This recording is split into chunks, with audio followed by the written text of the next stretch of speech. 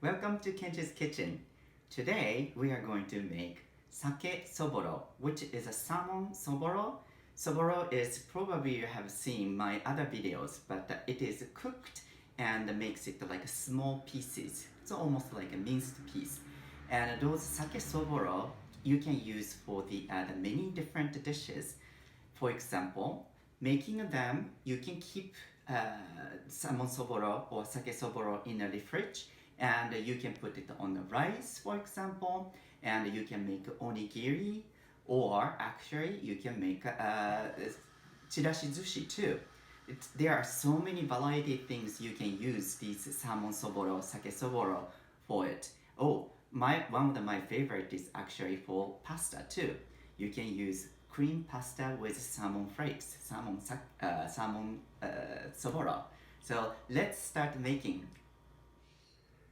So the first step is we are going to salt a little bit to salmon so that we can get rid of the fishiness of the salmon.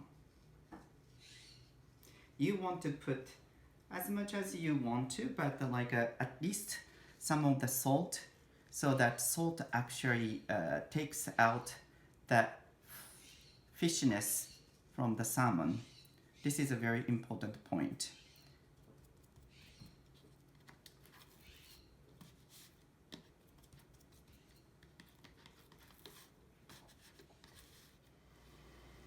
So after 5 minutes or so salting, we are going to pat any liquid came out from the salmon, okay?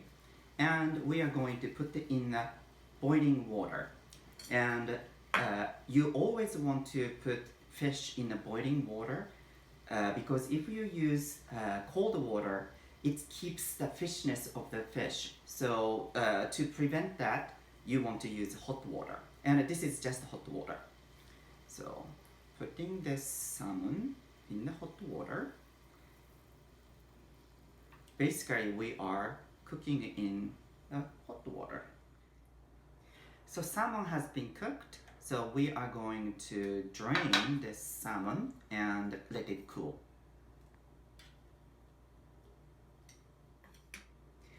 So it cooled down easy to handle temperature. We are going to peel the skin if the salmon comes with skin. It should come off quite easily.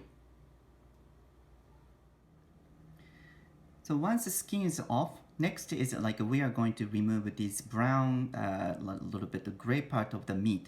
This one is a little bit fishier than the salmon's pink part.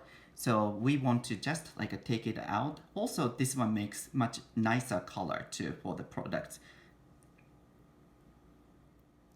Next, let's check the bone.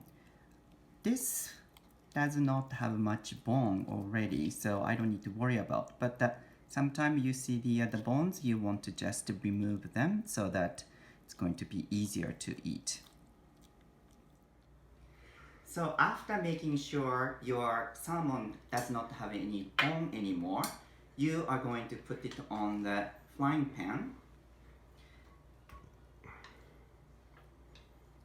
And you turn on the heat and start heating up so that the moisture is going to evaporate a little bit.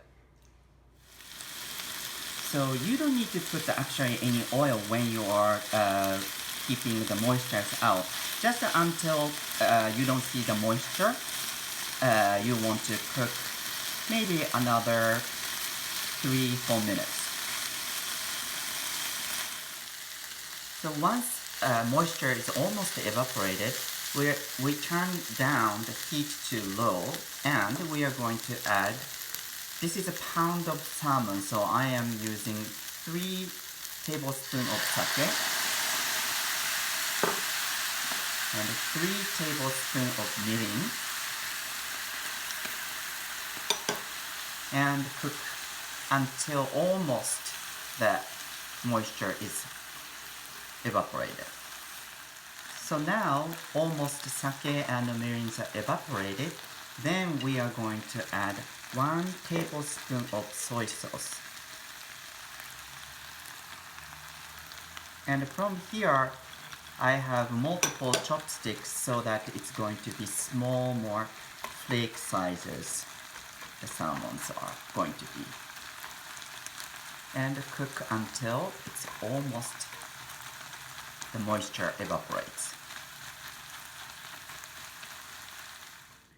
So this is the final salmon soboro, and you can see I just put a little bit of sesame and a little bit of green seaweed nori, and it looks like this. It is going to be great for many different usage.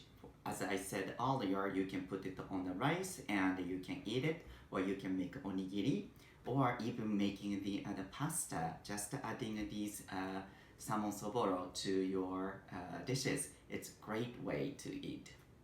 And these can be kept in the fridge for a week, or if you're going to freeze them, it's going to last about 1 month. So, right, I'm going to taste it. いただきます。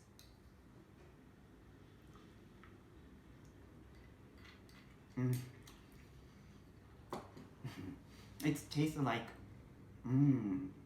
really full too, like a salmon coated in a foam. These are like a really fresh and a great taste. So I hope you are going to make this salmon flakes at the home, and hope you are going to enjoy them too. Happy cooking!